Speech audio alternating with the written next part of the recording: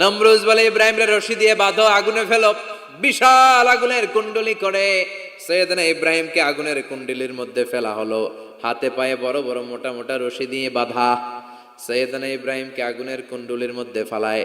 সৈয়দনা জিব্রাইল বলে, ও সৈয়দনা ইব্রাহিম, আপনি বলেন আমার পাখার আঘাতে আগুনগুলো এক পাশ থেকে আরেক পাশে, এক দেশ থেকে আরেক দেশে উড়িয়ে নেই, বিশাল আগুনের কুণ্ডলিকে এক ঝাপটা মেরে থামিয়ে দেই। সৈয়দনা ইব্রাহিম বলে, কোনো দরকার নাই, কারণ আগুনের মালিক আমার সাথে আছে। রাডাই, I don't need your help, আমার কোনো সাহায্যের দরকার নাই, কারণ আগুনের যে রব সে আল্লাহ সবকিছু দেখে কি দেখে না। বিশাল বড় মোটা মোটা রশি দিয়ে সৈয়দনা ইব্রাহিমের হাত আর পা বেঁধে আগুনের মধ্যে ফেলে দেয়া হলো। মুহূর্তের মধ্যে আগুনগুলো দাউ দাউ করে জ্বলতে শুরু করলো।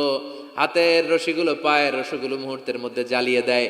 বিশাল বড় বড় তক্তা জ্বালিয়ে দেয়, লাকড়ি জ্বালিয়ে দেয়, কিন্তু সৈয়দনা ইব্রাহিমের একটা পশমও জ্বালায়